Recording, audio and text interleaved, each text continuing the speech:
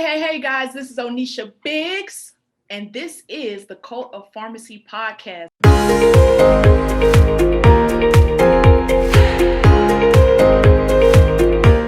Listen, I have the honor of introducing you to a super awesome, I'm going to say an influencer in the space because she is making super impact in the space of pharmacy. And so I believe that you guys are going to be able to get wonderful value from her story today. I want to introduce to you Mrs. Jasmine Perry. Mrs. Jasmine, will you go ahead and tell our audience a little bit about yourself? Go ahead and introduce yourself.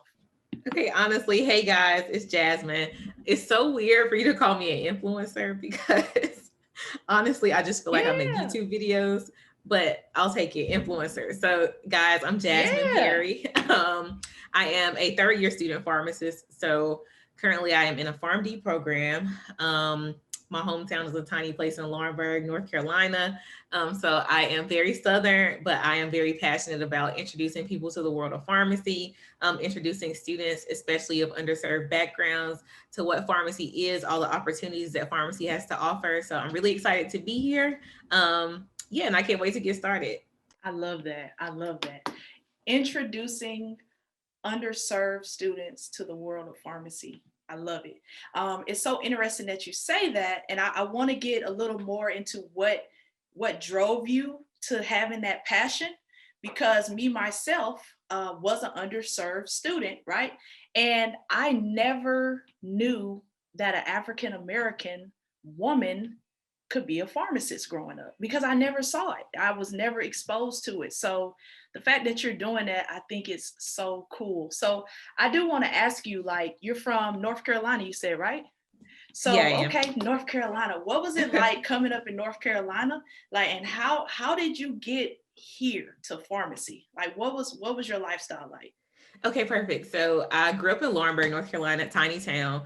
Um, it was really nothing to do. So I was that kid that was very academically gifted. So I remember like in fifth grade, everybody was so excited because I was reading on like a ninth grade reading level. So I've always been really smart and I've always had an interest in pursuing higher education. So when I was in high school, I ended up getting a full academic scholarship to North Carolina Central University.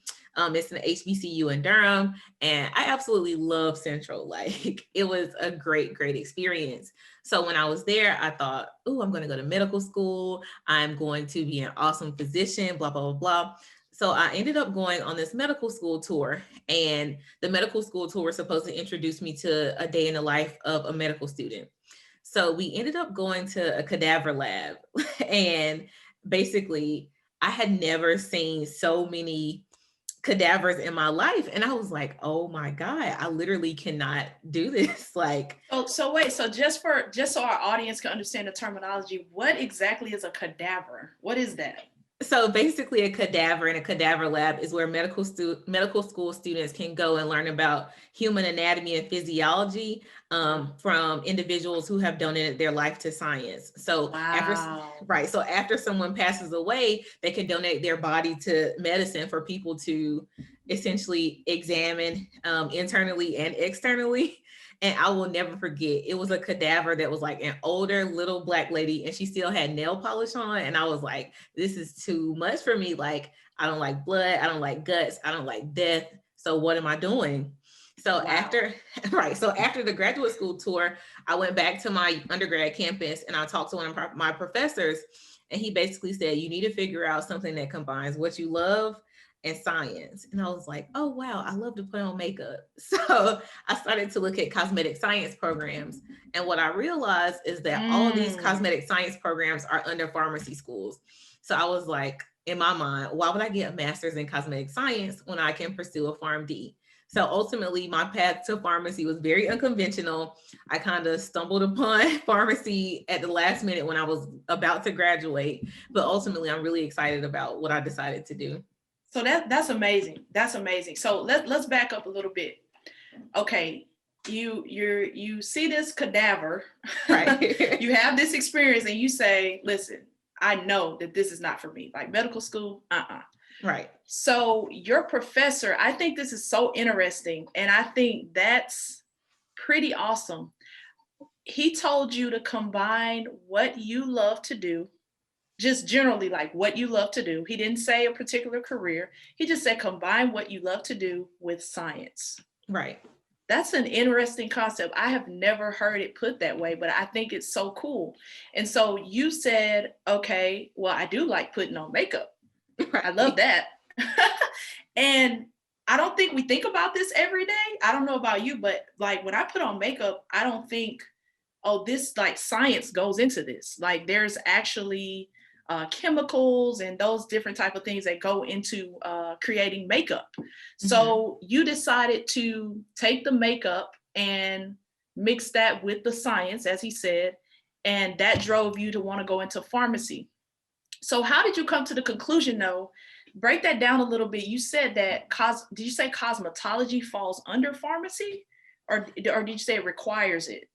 So perfect. So I started to research cosmetic science programs, and it's essentially the study of how these different products are made. So in my research, I found that cosmetics are not only makeup, but it's also anything that you put on your body that can alter it. So anything from toothpaste to obviously makeup to deodorant. So science goes into making sure that all of these things are safe and effective for humans to use.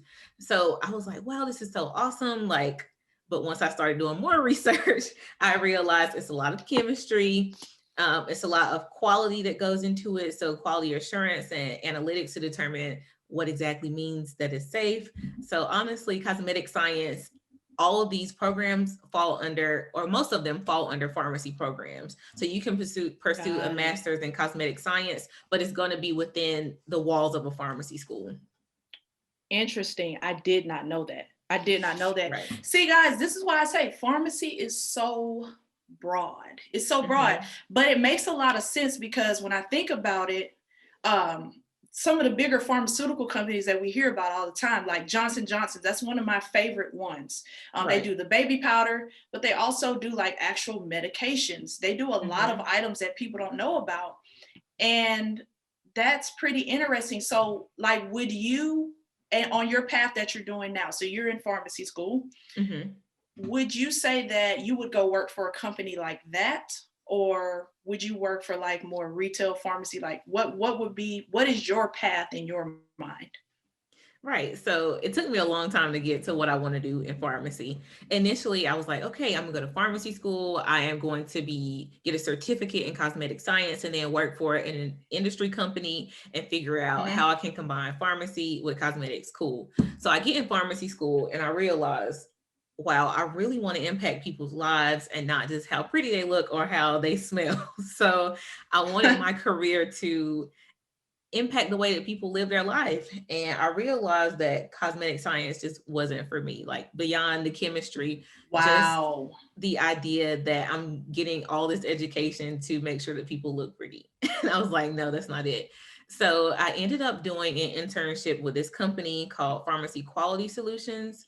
And ultimately, the internship introduced me to the idea of managed care pharmacy. And it's essentially where you can use different clinical programs to impact population health versus a single patient at one time. So, with that, my ultimate career goal is to pursue a career in managed care. I'm not sure which company, I'm not sure what exact area in managed care, but I do know that I want to impact population health in pharmacy and not just have individual patient encounters. Wow, that's interesting. So man, you slammed down a lot of different opportunities. Like you're like Right. cadaver, no, No. no medical school. Okay, I like the makeup. No, not doing that. So now you've arrived at this point. One common thing that I would like our audience to notice, and one of the common things that I notice is you got your feet wet. Like you're not Mhm. afraid to get into the field and see if you like it or not. I think that's really, really cool because that's something that I always advise students to do. If you're not, that's what I did. That's how I found out that I didn't want to be a pharmacist. Mhm. I got into the pharmacy and retail in particular. And if you know anything about retail, it can be pretty tough sometimes. Right. So once I got into that, I was like, this is definitely not what I want to do. While I commend all of our pharmacists, I think they're wonderful. it takes a special type of person to do that, you know, and a lot of people look at the job because of money. Mhm, But like there's a lot that goes into doing that. And mhm. plus the schooling, I'm sure, as you know, which I want to get into that with you too. But I think that's pretty cool. So you decided you wanted to go into managed care. Mhm. So can you describe to myself and the audience what does that consist of on a day-to-day basis? Like what does that look like?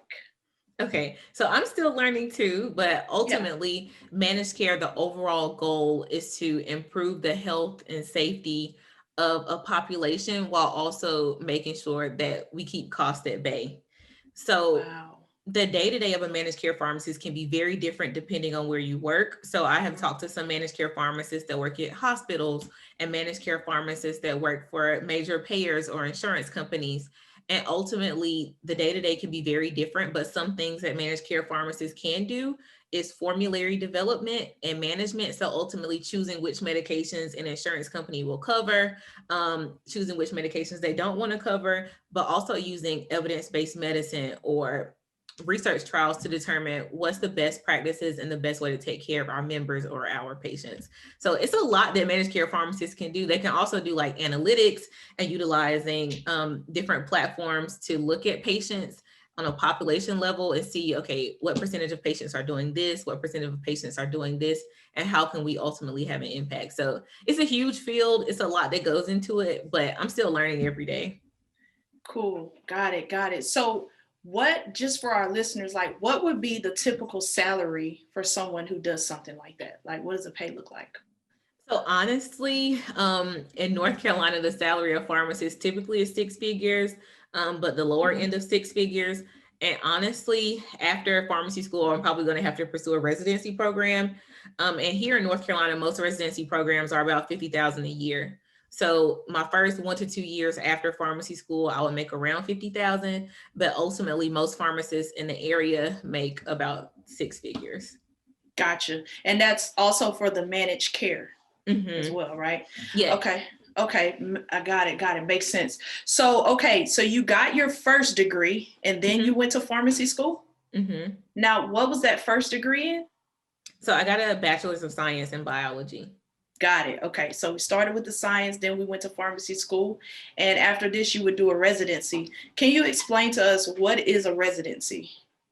Okay, cool. So before pharmacy school, I didn't know that pharmacists had to do residencies, and it's not mandatory now, but Okay. the way that the field is evolving, there are a lot more pharmacy graduates.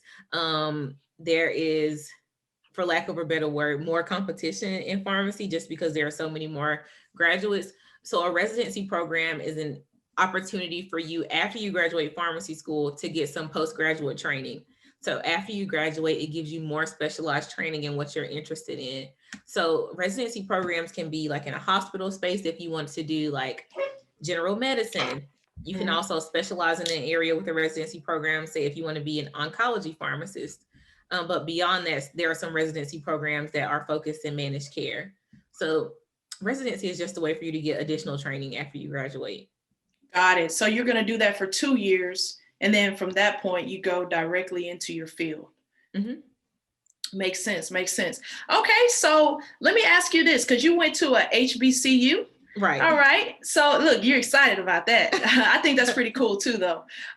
So did you see growing up anyone in pharmacy or in medicine, period? Like what motivated you to even pursue medical school? Like, did you see somebody in your life that did that before, or how did you get there No, I mentally? did not.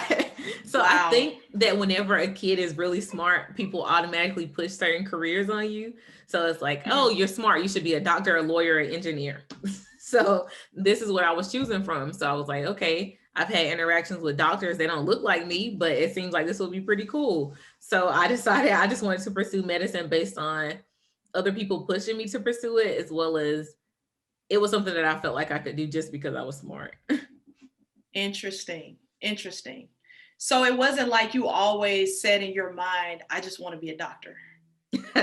No. And that's crazy because like growing up, I didn't like blood. I was like, ew, I don't like dirty things. Like Yeah. So I don't know what in my mind was like, oh, wow, I want to go to medical school and save people's lives. I don't know. It didn't match up, but to me, it made sense at the time. Wow. That's an interesting concept. That's a super interesting concept. So, okay, so now you're at this point in, well, you're prior to your actual career that you're going to step into. So tell us a little bit about on the side what you're doing when it comes to influencing. Okay. I want you to get used to saying that word for yourself, because that's what I see you as. You know, you're really impacting the space. So you are an influencer. You have some influence. So tell us about like how you're influencing your audience and different students that are out here, that either they're aspiring to get into pharmacy, I'm assuming, or Mhm. they're already in it. So tell us a little bit about that. Okay, so when I decided I wanted to pursue pharmacy, I had no idea where to start. So I literally started with the people around me. So I'm in a sorority. So I asked my sorority sisters, like, how do you become a pharmacist? And that didn't really help. So then I started Googling things. Then I started to look on YouTube because I really love to watch YouTube. And what I noticed is most of the videos had either a negative connotation and were also from people who had already gotten their degree. So once I got in pharmacy school, I was like, hey, I actually know a lot about how to get into pharmacy school. Like I'm learning a lot every day. So why not share that information for someone who doesn't have the resources like I didn't have, and also who doesn't know what to do next?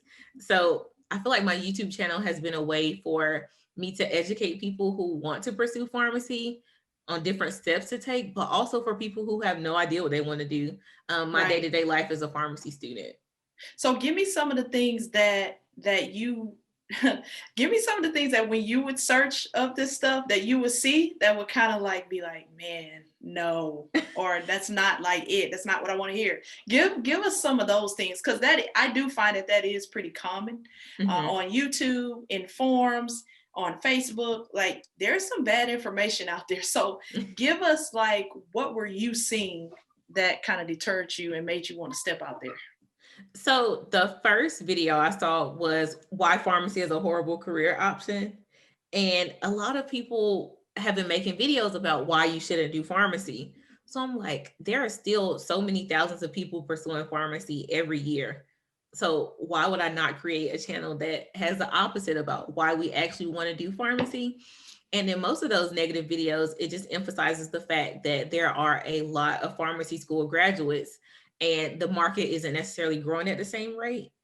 So I just wanted to create a video. One of my top videos is about the pros and cons of pharmacy school because I wanted to acknowledge the realities, but also emphasize that there are still a lot of pros, and that's why people are pursuing pharmacy. That's interesting that you say that too, because I also kind of think too, and you can let me know what you think, Mhm. that people make those statements without having like the full scope of pharmacy. Because I just learned something from you about the cosmetology with pharmacy. I'm like, that's a whole nother avenue. I thought I knew a Right. bunch of avenues, but that one I didn't consider. And like I said, Johnson is one of my favorite pharmaceutical companies. I love the way they do business. I love what their company stands for. And I never thought that, hey, they do have baby powder, even though they're a pharmaceutical company. So obviously, there are more avenues in pharmacy than just retail, hospital, and even nonprofit pharmacy. There are other avenues of pharmacy. So Mhm. that's interesting that you say that. So okay, you decided to go against the grain, basically. So like, Mhm. how did that work out? Like you threw that rock out there and were like, look, I'm gonna speak the opposite of this, because for me, I'm having a different experience. How did that impact others? Like what did that do for them?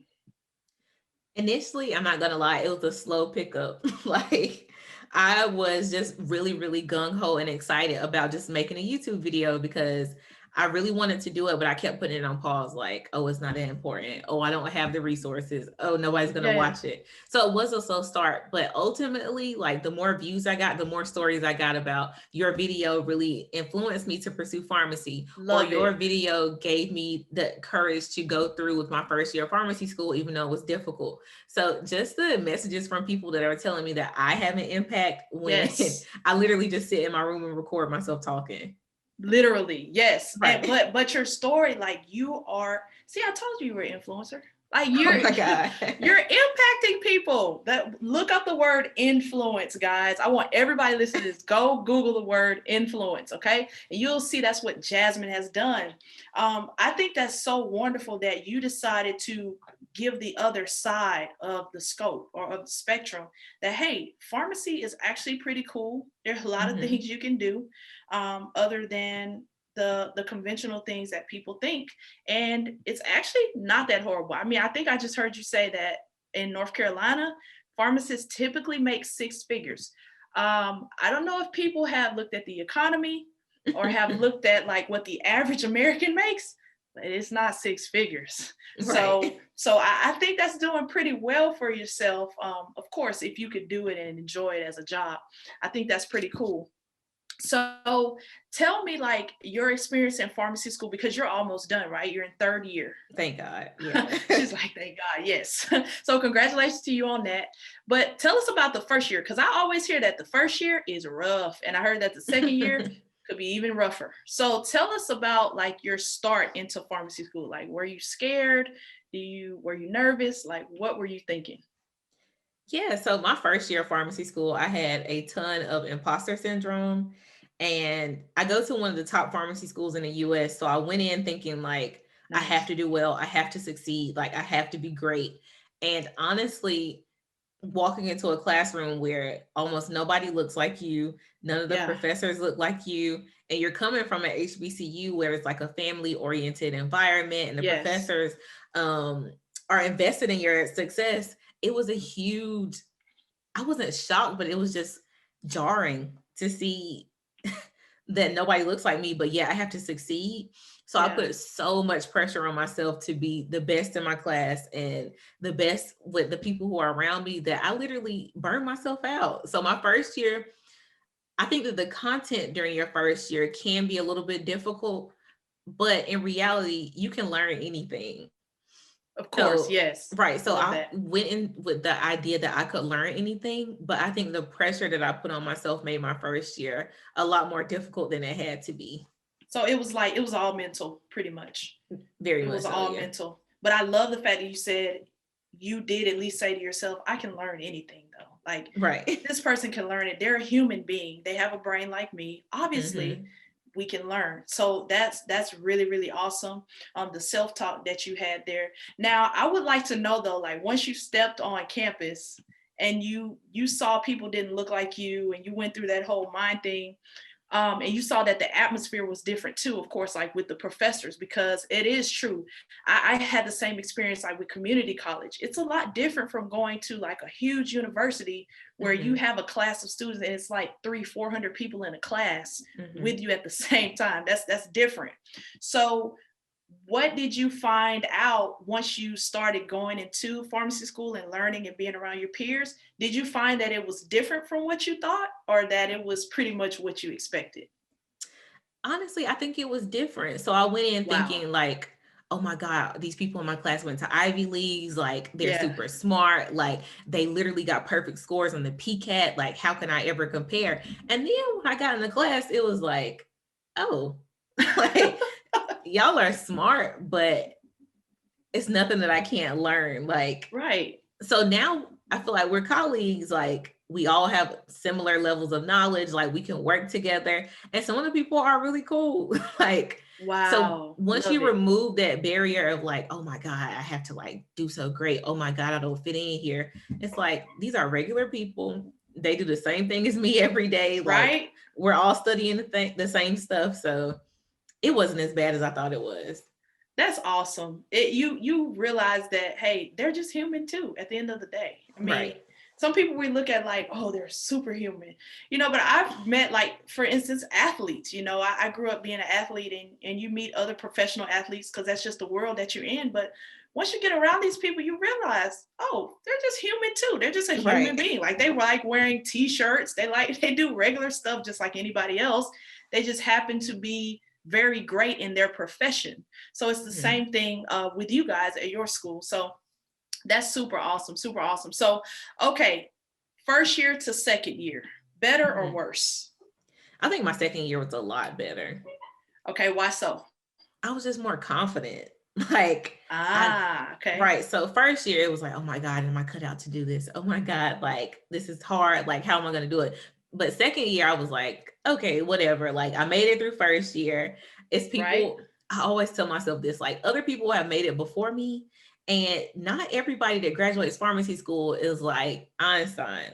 Like there had to be somebody that graduated that was very average. So if they can That's good. graduate, Yes. right. So if they can graduate, so can I. So second year it was like, well, I'm almost halfway there, so I'm good. I love that. I love that. So, okay, first year to second year, you found out from the jump, it was just all mindset. Okay. It was Mm-hmm. all mindset. That's interesting you say that because so many people defeat themselves mentally before they actually Mm-hmm. give themselves a chance, to Right. even be bad at it or be good at it. So I'm just loving your mindset. If I'm getting anything from this, it's a lot of like mindset things to go into any field with or any avenue of pharmacy. So when it comes to the second year to the third year, would you say like right now in your third year, you're just breezing it? No, I would not say Okay. that. So, although my mental health was a huge, huge aspect of me being successful in pharmacy school, I Mhm. will say it is a lot of work. And Okay. I do have to talk to myself sometimes and like, okay, you got this, you can make it, you can do it.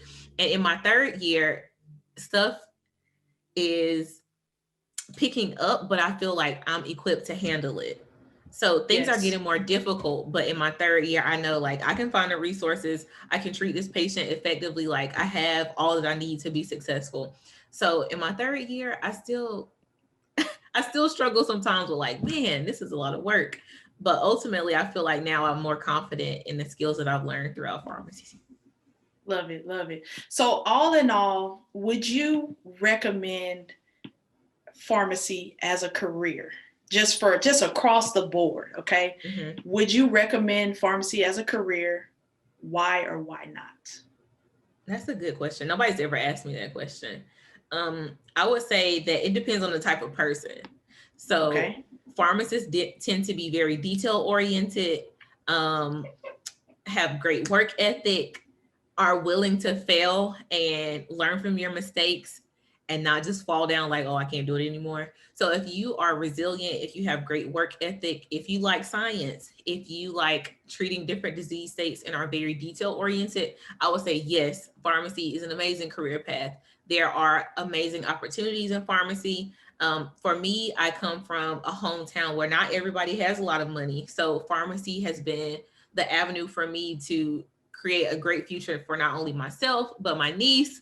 If I do decide to have children, or when I do decide to have children, I'll have a great career, a future for them. So Love it. pharmacy is an awesome career path. It gives you amazing opportunities and it allows you to exercise your brain in ways that other career paths don't necessarily do. So I would say yes, do pharmacy, but of course I'm very biased. Of course, right? Of course. So let me ask you this then. What if I told you, Dan, what if I'm the student that says, you know what, I'm in pharmacy school, I have all those skills she just said. I think I can make it through pharmacy school. I'm resilient, I'm pretty smart, but I don't really care too much about people. Like, I don't really have a lot of empathy. I don't really Mhm. have a lot of compassion. That's not really my thing. I just don't do that. What would you say to that person? Would you say they should get in pharmacy? Or is there like another avenue of pharmacy? Like, what would you say based on that type of person who's not like real touchy when it comes to people, the people side? Yeah, so I would say if that person does want to pursue pharmacy, there are career options that allow you to pursue pharmacy where you don't have direct patient interaction. So I will say that for most pharmacists, a Uh-huh. vast majority of pharmacists, you have to have empathy to do what you do every day. Right. Um, Okay. but there are some subsets of pharmacy where you can do like data analysis, or you Mm. can. There are even some pharmacists that work in like labs, for example. You don't ever have to have patient interaction, but the work that you're doing ultimately can impact somebody's life. So there are career paths in Mm. pharmacy, but they're pretty unconventional and it's not what a vast majority of pharmacists do. So if you lack empathy, I would not recommend anything where you have patient interaction. Nice, nice. Okay, that's good. That's good. All right, so yeah, pharmacy is so broad. Jasmine, listen, I would definitely say you are I'm gonna take it from influencer. You're a world changer. Oh Like my God. you really are. Like you're creating impact. Okay. I always like to invite guests who have something to add, of course, but they actually have passion for what they do and passion for others, and just to share that. So that's definitely how I see you. And I just want you to know, from me to you, you're a world changer.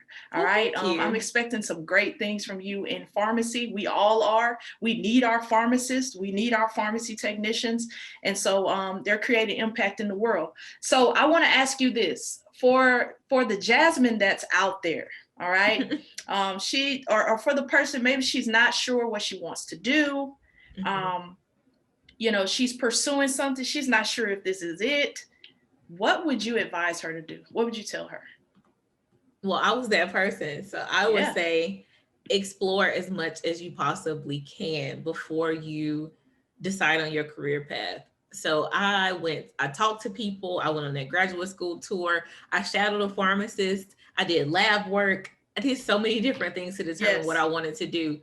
But it's always amazing to know what you don't want to do versus having no idea at all. So I would say explore as much as you possibly can. If you don't have the time or the money, go on YouTube. There are so many people talking about career paths that you have no idea about. So just explore as much as you possibly can. I love that. I love that. So you heard it. You heard it, to the Jasmine that is out there, to the woman or man that's out there. Explore. Get your feet wet. That's very, very key. So Jasmine, where can our audience find you in the near future? Where can they look you up at for some more information from you? Okay, cool. So I have a YouTube channel. It is youtube.com/JASDANIELLE number one. So Jazz Danielle one. And ultimately my YouTube channel is where you can find all things Dose of Jasmine. So any tips about how to get into pharmacy school, tips about my day-to-day life as a student pharmacist, all things Jasmine, you can go to my YouTube channel. I also have a Twitter and Instagram. It's dose underscore of underscore Jasmine. So DOSE underscore of underscore JASMINE. So you can find me on all these social media platforms. All right, there you have it, guys. There you have it. You know where to find her. Jasmine, thank you, thank you, thank you so much for this value add. This has been a wonderful interview. You add so much to the space, and just thank you for what you're doing for other pharmacy students out there, and what you're planning to do with the patient care and the different avenues that you're going into in pharmacy. Okay, so listen, guys, this has been Onisha Biggs. This is another episode of the Cult of Pharmacy podcast. You heard it here. Jasmine said explore, explore, explore, and that's going to help you be exposed so you can learn what you want to do. I'll talk to you guys soon. If you have any questions for Jasmine or myself, then you know that you can always leave it in the comments. Subscribe and give us a high rating on Apple iTunes. We'll see you guys in the next episode. Talk soon.